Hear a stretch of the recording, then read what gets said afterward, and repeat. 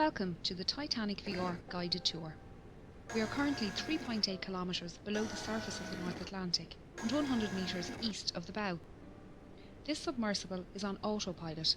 However, you can adjust your spotlight using the far left lever. Please keep your arms and legs inside the vehicle at all times. I'll provide you with information about locations as we pass them, so please sit back, relax and enjoy the ride.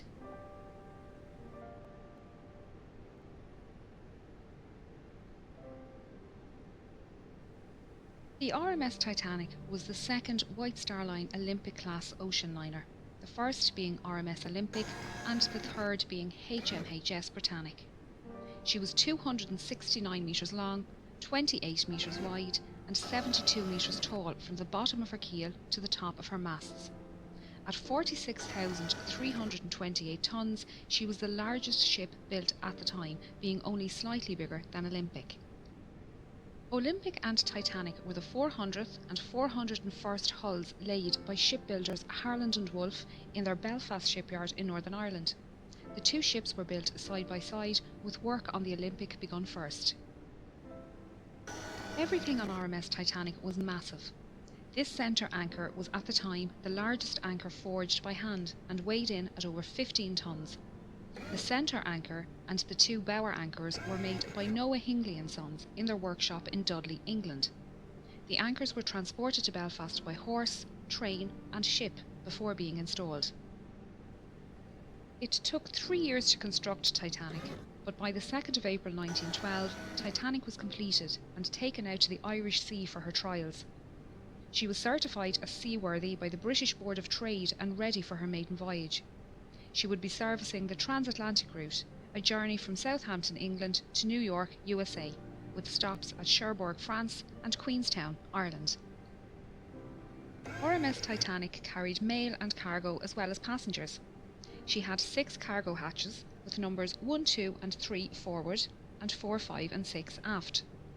On her left is the number 1 hatch, the access point for the forwardmost cargo hold. The hatch cover can be found lying about 100 metres in front of the bow. It was blown off this hatch when the bow impacted the ocean floor and the water inside was forced up and out of the ship. After departing Southampton on the afternoon of Wednesday the 10th of April, RMS Titanic began her 5,360 kilometres journey to New York City. She was due to arrive in the early hours of Wednesday the 17th of April, but with calm ocean conditions and good weather, it was possible she could arrive early on Tuesday evening instead. The night of the 14th of April was moonless and a light fog was developing on the horizon.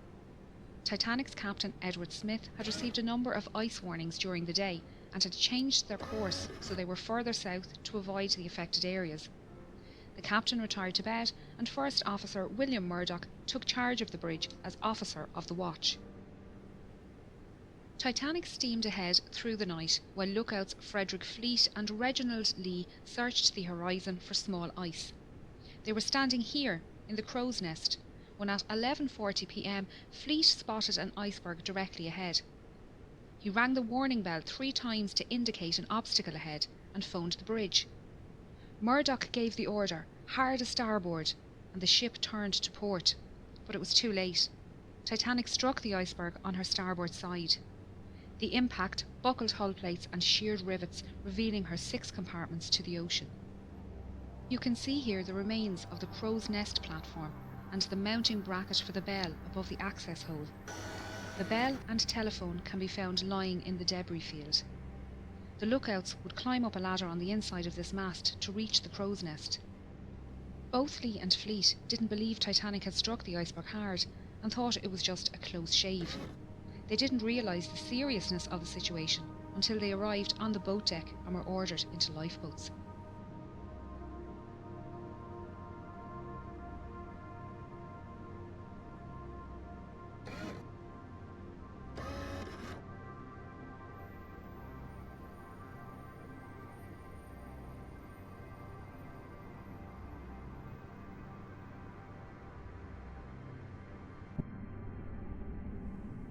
We are now heading down the number 2 hatch to reach the main cargo hold and mailroom. We're passing by decks D, E, F and G, which housed the third-class open space and cabins for third-class single men and crew. Third-class single women and families were accommodated in the stern. The D-deck open space was a large sheltered area with bench seats, small tables and a bar. Steerage passengers used this space to walk, socialise and to listen to music. They were expected to create their own entertainment, and some passengers brought their instruments with them on the journey. The third-class passengers held a dance party here on the night of the sinking. The crew staying in this section were mostly firemen, trimmers and greasers. These crewmen worked in the hot and dirty boiler and engine rooms, shoveling coal and greasing machinery. Because of this, they had their own special wash areas and slept in rooms away from passengers. They accessed their work areas through a passageway under the cargo hold below. Titanic contained 15 bulkheads, thick walls that separate her lower decks into 16 watertight compartments. It was a new design technique that meant Titanic could stay afloat with up to 4 of her compartments damaged, and led to her being considered unsinkable. Unfortunately, the collision with the iceberg opened 6 compartments. Within the first 15 minutes, this cargo hold was underwater, and the third-class accommodation on G-deck above was starting to fill with water. This hold was used to store cargo for passengers and businesses being transported across the Atlantic. Among the crates of fabrics, furniture and food products, there were also a few unusual items, including orchids, dragon's blood, barrels of mercury and a brand new Renault automobile.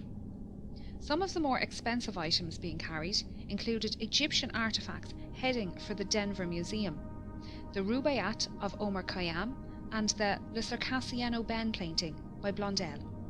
These items were most likely held in the first-class baggage area next door, but were lost along with the mailroom when that section filled with water 20 minutes after the collision. We are now going to head through to the mailroom on the other side of this bulkhead. RMS Titanic was registered as a Royal Mail steamer and contracted to transport mail across the Atlantic. RMS liners were favourable with passengers as they were considered more reliable to arrive at their destination on time. Titanic had a mailroom and post office on board, with 5 dedicated post office workers. This team consisted of 2 British and 3 American clerks, and together they sorted up to 60,000 letters per day. John Jago Smith and James Williamson were from the British Royal Mail, and William Gwynne, John March and Oscar Woody were from the US Postal Service. They worked in both this room and the sorting room upstairs, and their sleeping quarters can be found above on F deck. There were roughly 200 bags of registered mail and 3,500 standard mail bags on board, meaning a total of roughly 7 million pieces of mail and 700 parcels were lost in the sinking. The iceberg damage ran directly across the starboard side of this room, leading to this space flooding early in the night. The 5 clerks worked tirelessly to try and save the mail, and managed to carry 200 mail bags up these stairs to the sorting room. Only a few minutes later, the water had reached this level, and they moved what they could to D-deck. Their final movements aren't known, and sadly, all 5 mail clerks died in the sinking.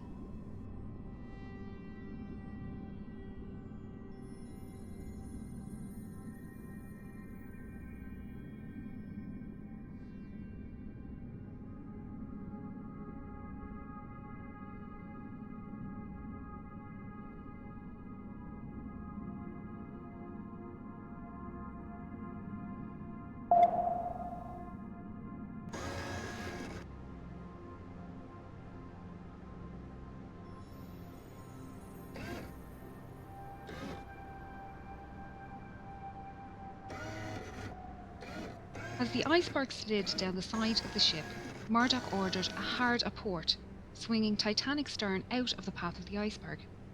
He also closed the watertight doors, isolating the flooding to those damaged compartments. The forward 3 hatches, along with the peak tank and boiler rooms 5 and 6, were breached. The openings were long and thin, where the iron plating had separated and exposed a total area of little over 1 metre squared. After the collision, RMS Titanic stopped and almost immediately took a starboard list. The captain organised a group to go below and inspect the ship for damage. When they returned, Chief Designer Thomas Andrews was summoned to the bridge and given the damage report. Knowing the volume of each breached compartment and the initial rate of flooding, he calculated Titanic would sink within 60 to 90 minutes. The captain gave the order for the lifeboats to be prepared. Passengers who were woken by the impact were starting to make their way onto the decks. Many found large chunks of ice here on the forward well deck and shaved ice falling through open portholes on sea deck. Third-class men had an impromptu football match, and first-class passengers joked about keeping pieces of ice as souvenirs for the journey.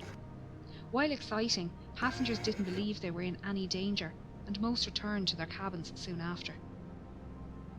We're now moving up to the bridge and then over to the Marconi radio room. RMS Titanic was not only luxurious, but also the height of technology at the time.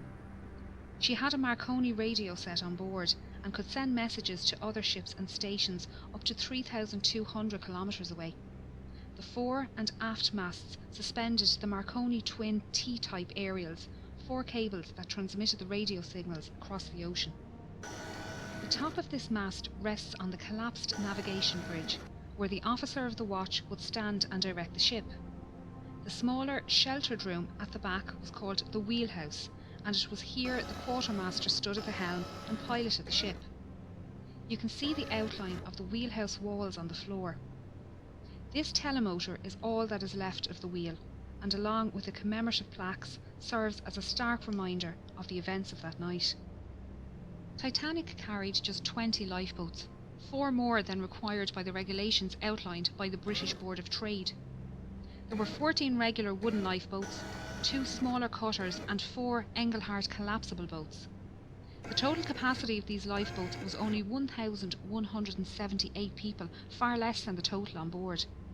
This fact must have weighed heavily on the captain's mind, as he specified the boats to be filled with women and children first. Many passengers refused to board lifeboats, believing they would be safer on board Titanic. Just over an hour after the collision, the first lifeboat left the sinking ship. By 2 a.m, only her 4 collapsible lifeboats remained unlaunched. This is davit number 1, the only davit remaining in a standing position on the wreck. It was used by First Officer Murdoch to lower Lifeboat 1 and Collapsible C, and was in the process of lowering Collapsible A when the bridge suddenly ducked under the water at 2:15 a.m. The officers, crew and passengers alike were washed from the decks by the resulting wave, and the lifeboat floated away upright and empty.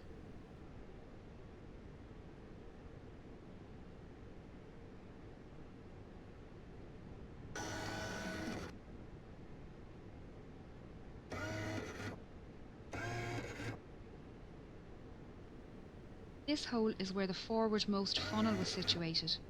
As the bow dipped under the surface, the funnel fell forward and crushed the starboard bridge wing and the people swimming in the water nearby. The stern rose out of the water, peaking at an angle of around 15 degrees.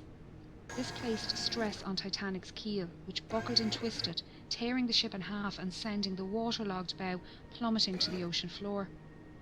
The tear wasn't clean, with the decks failing to hold at varying positions. The stern, now rapidly filling with water, bobbed on the surface for a few minutes before slipping under. Those in lifeboats had rowed far away from the ship for fear of being pulled under by the suction as Titanic sank.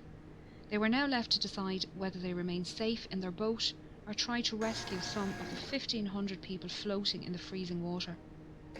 If they returned to the wreckage, they risked being capsized by panicked swimmers trying to climb into their lifeboat. It was a hard decision, and many decided the risk was too great. Only 3 boats pulled people from the ocean that night. Most people in the water succumbed to hypothermia within 15 to 20 minutes, their life belts keeping them afloat. A few managed to make their way to the unlaunched collapsibles A and B and pulled themselves aboard. Here they waited, in the dark, not knowing how long they would be floating on the open sea. The opening ahead of us is the Marconi room skylight.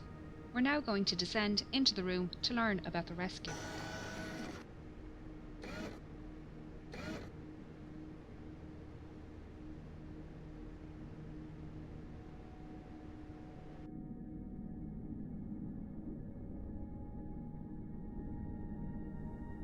Throughout the night, senior operator Jack Phillips worked the 5 kilowatt Marconi wireless radio set to send out distress signals using both the old CQD and new SOS call codes. He alerted nearby ships to their position and status and received updates of ship locations and estimated arrival times. Junior operator Harold Bride took these updates to Captain Smith and passed the captain's responses back to Phillips for transmission. RMS Carpathia radio operator Harold Cottam was off duty and about to go to bed when he decided to listen in to the nightly news from Cape Cod. Operators there mentioned they had ice warnings for Titanic, and Cottam decided to pass on the message. He was surprised when Phillips responded to his call with a CQD and gave Titanic's location. Cottam immediately took the message to Carpathia's captain, Arthur Rostron, who ordered all hands on deck and told Cottam to let Titanic know they were on their way. These calls for assistance were only possible with the help of the Titanic's engineers working down in the ship's engine room. The dynamos powered the ship's lights, water pumps and Marconi equipment. As Titanic took on more water, her engines began to fail and the signal strength weakened. Bride adjusted the current and motor speed to find the strongest spark, while Phillips tested the equipment in the room next door.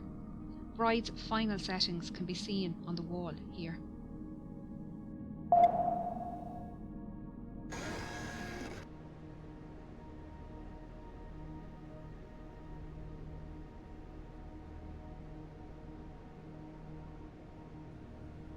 When water reached the boat deck, the operators left their station, with Bride heading towards the port bow and Phillips to the starboard stern.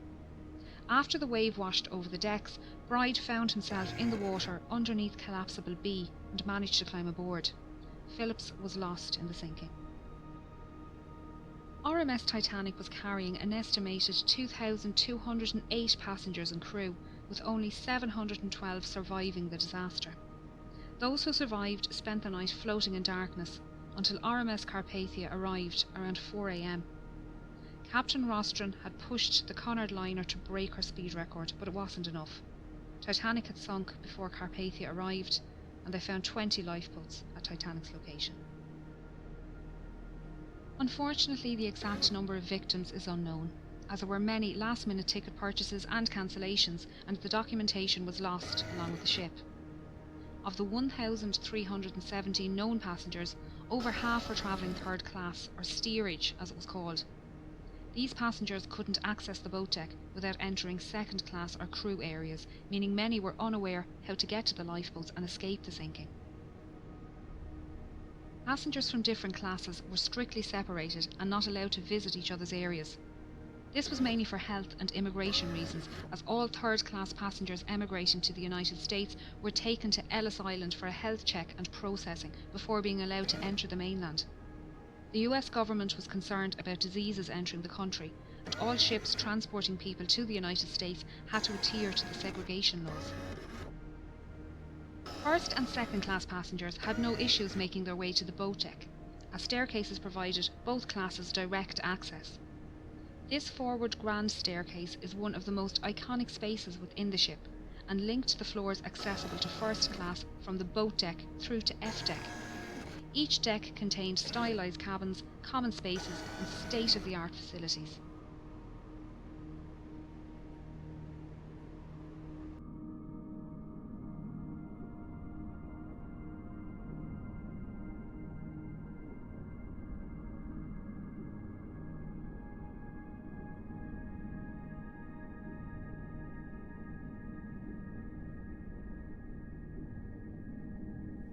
A deck comprised of the first class lounge, promenade, reading room and smoking room. The first class smoking room contained the only functional fireplace on the ship. All cabins and other passenger areas of the ship contained either false fireplaces or electric heaters. B deck included the 2 millionaire suites, the largest suites on the ship, both with private promenades.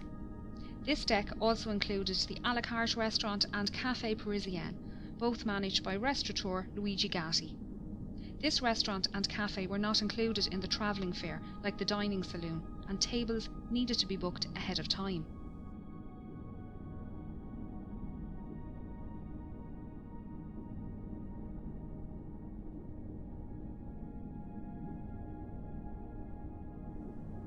C deck was known as the shelter deck and contained first-class accommodation along with a first-class barber shop, inquiry office and purser's office. It was the highest deck to run the length of the ship uninterrupted. There were 135 first-class cabins and 2 sitting rooms on this deck, able to accommodate up to 315 passengers.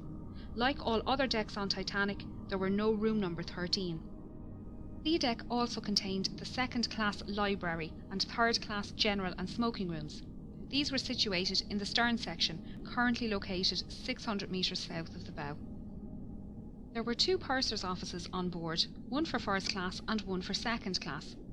The offices were run by 6 pursers who handled passenger inquiries, cash and valuables in the safe, and issued tickets to the Turkish baths and swimming pool on F deck.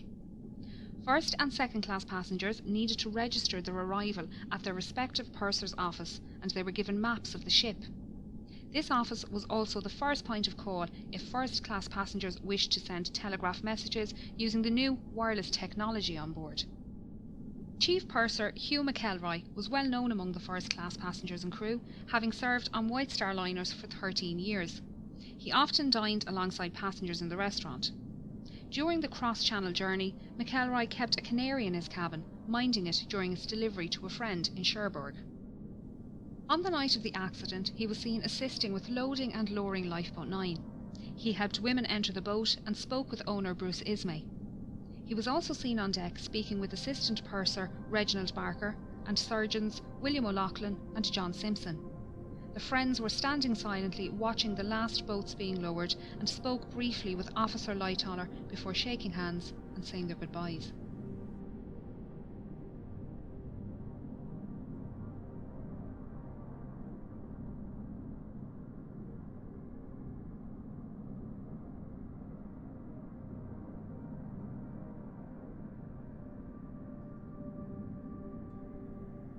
The sitting room, one of the most recognisable on board Titanic, was part of a parlour suite occupied by the Strausses. It was decorated in the Regency style with mahogany furniture and gilt panels. It was the only room on board in this style, and you can still see the golden clock sitting on the mantelpiece, surrounded by debris. The bedroom next door also contained mahogany furniture, this time contrasting with the white gilt panelling and decorated in the Empire style. Isidore Strauss was one of the owners of Macy's department store, and he and his wife Ida were returning home to the United States after visiting Europe for the winter. Their adult son Jesse was travelling with his young family from New York towards Europe on board the liner SS America, and their ships crossed paths in the afternoon of the 14th of April. Isidore sent a short message to Jesse that afternoon, noting the fine weather they had experienced. Unfortunately, Jesse wouldn't learn of his parents' fate until some 4 days later.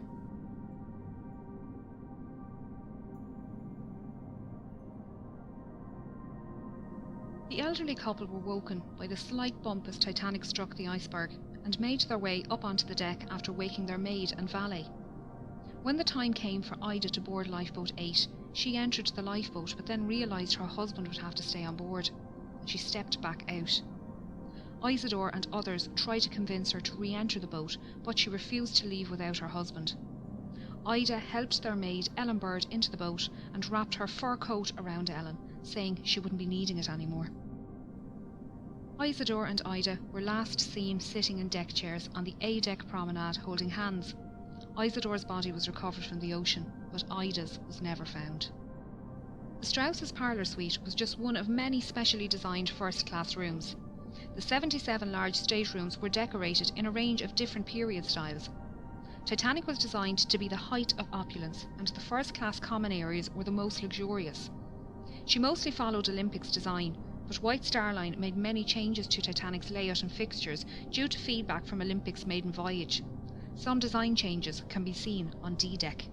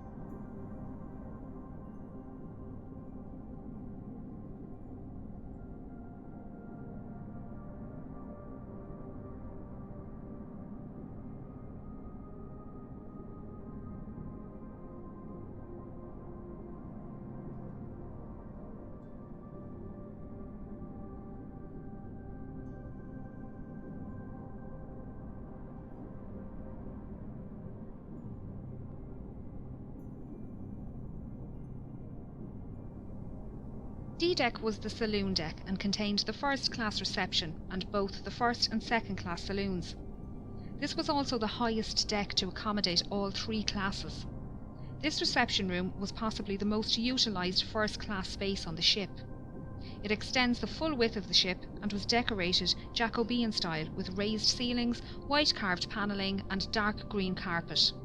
The arched windows on the sides allowed natural lighting during the day and were lit at night by electric lights hidden behind the glass.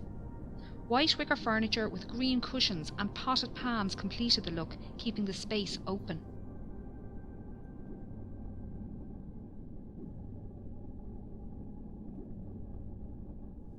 A Steinway grand piano sat in the corner and was played as part of a quintet during afternoon tea and in the evenings. Passengers would sit and listen to the band before heading to dinner in either the B-deck restaurant or through the double doors to the first-class saloon. Percy Fletcher, the ship's bugler, called passengers to their evening meals by playing the Old Roast Beef of England at various locations around the ship.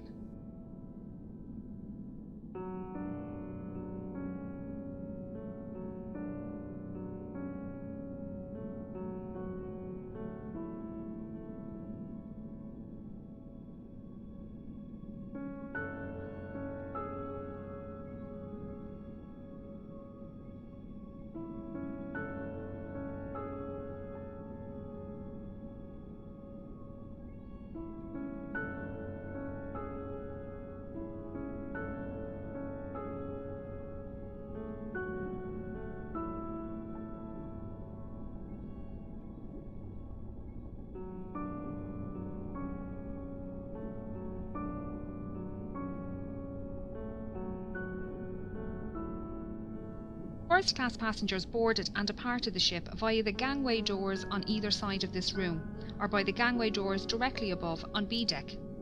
These lobbies were larger on Olympic and extended out into the reception area.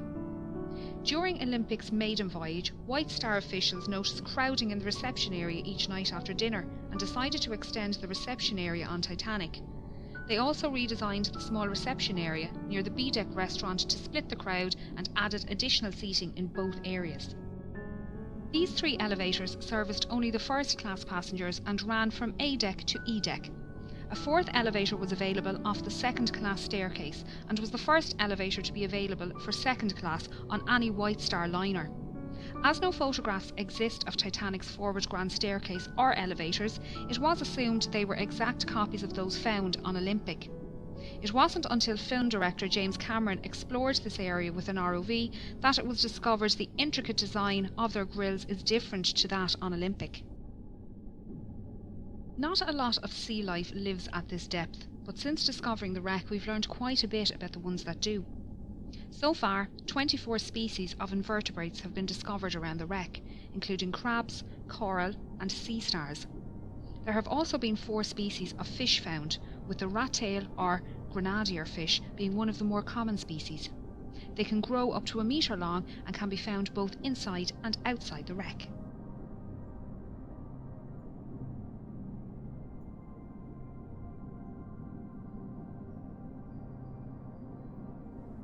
E-deck was also known as the upper deck and provided accommodation for first, second and third class passengers as well as most of the crew. An access corridor used by both crew and steerage ran almost the length of the ship on the port side, just behind this door. Named Scotland Road by the crew after the busy street in Liverpool, the 2.6 metre wide corridor allowed passengers to make their way to and from the dining saloons on F deck and crew to reach their quarters. This side of the door was strictly first class only, and running down the starboard side were 45 staterooms. These rooms were alternative first or second class and were therefore not as luxurious as those on the decks above, but still comfortable. Many contained mahogany furniture with white enamel brass beds.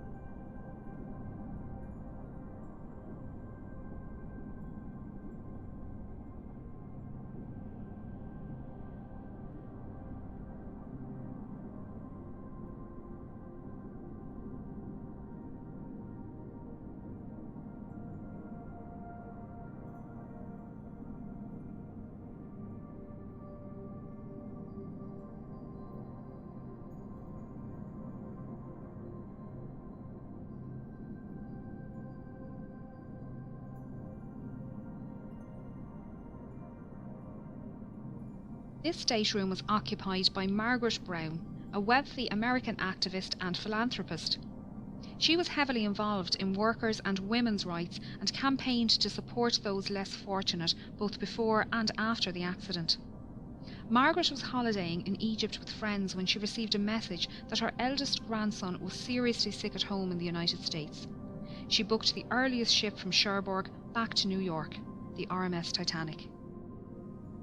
In her interview with Colonel Archibald Gracie, she stated she was lying on her brass bed reading at the time of the accident. She felt the bump, but didn't think much of it and kept reading. It wasn't until she heard men talking about heading up on deck that she decided to find out what happened. One of the men told her to grab her lifebelt and head up onto the boat deck with them.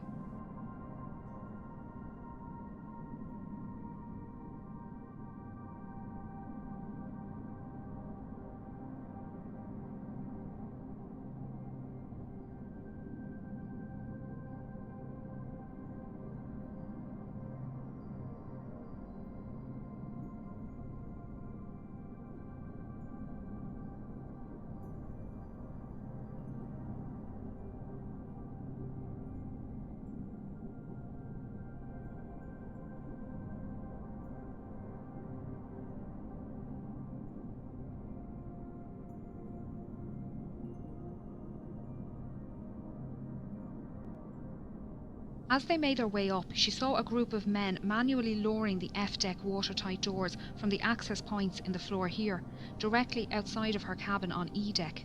The men were joking around as they worked, so she thought it must only be precautionary. Margaret helped women board lifeboats on the port side of the ship before being persuaded to join Lifeboat 6. She noticed her lifeboat was lacking rowers and organised people to take an oar.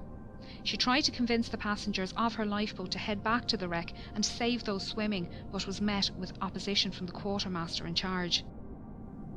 Once on board RMS Carpathia, she organised a 9-member survivors committee who raised compensation funds for second and third class passengers and paid for passenger telegraph messages. The committee raised over $10,000 in the 4 days' travel to New York, the equivalent of $234,000 in today's money.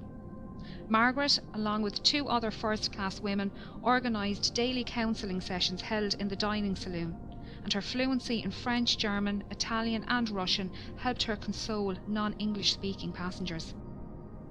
Margaret's efforts to help others on board both Titanic and Carpathia earned her respect, as did the determination of Carpathia's Captain Rostron. At a ceremony in New York, Titanic survivors presented Captain Rostron with a silver cup and golden medal to thank him for coming to their rescue and for the hospitality shown to them on board Carpathia.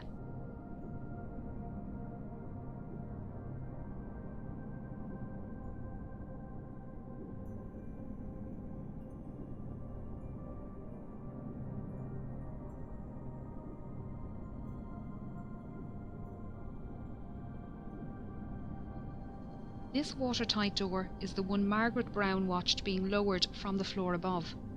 On the other side of the door is the swimming bath and the linen storage rooms.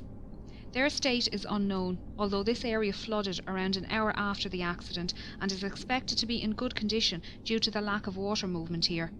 As we can see, the Turkish baths are well preserved. This was the cooling room, and first-class passengers would relax here after using the temperate, hot and steam rooms just off the side door.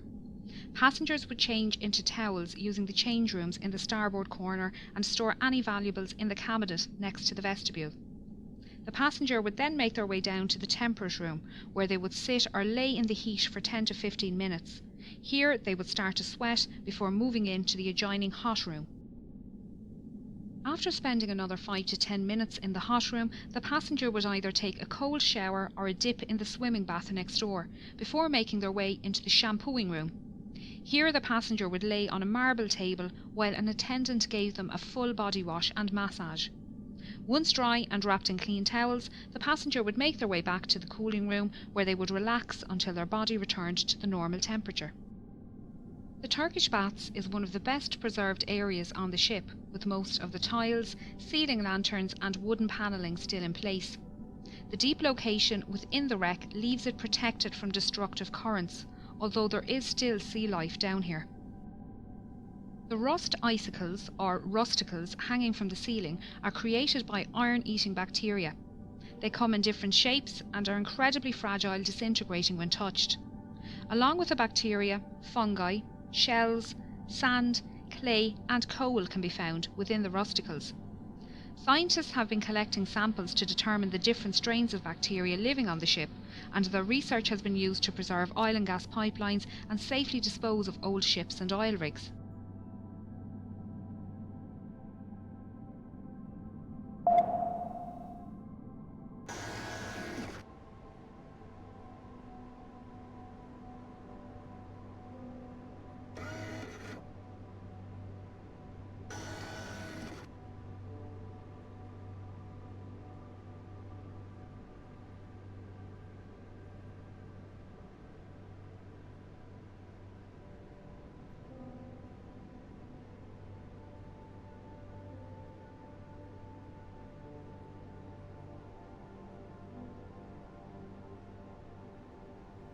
As first-class passengers rose up this staircase and made their way out onto the boat deck, they would have passed the band playing in this alcove next to the entrance. The band consisted of 8 musicians led by violinist Wallace Hartley. They usually played separately as a quintet and string trio at varying locations throughout the day. During the evacuation, the musicians began playing near the B-deck restaurant, before later moving up to this position near the forward grand staircase. They played mostly ragtime tunes to calm passengers standing nearby and draw passengers inside up to the boat deck. Some survivors state that the band played until the end and that the night was so quiet, even those in lifeboats away from the ship could hear the music. Many survivors claim that the hymn "Nearer My God to Thee" was the last song played, although it was also reported to be "Songed Autumna." Sadly, all 8 members died during the sinking, with only 3 remains recovered by the cable ship Mackay Bennett. Wallace Hartley was one of them, found with his violin inside his case and strapped to his body. The violin was an engagement gift from his fiancée, and it was returned to her following his death. Memorial monuments have been erected around the world to honour those who died at their posts as Titanic sank. The musicians playing on deck, the passengers who loaded lifeboats and then stood aside, the firemen and engineers keeping the dynamos running.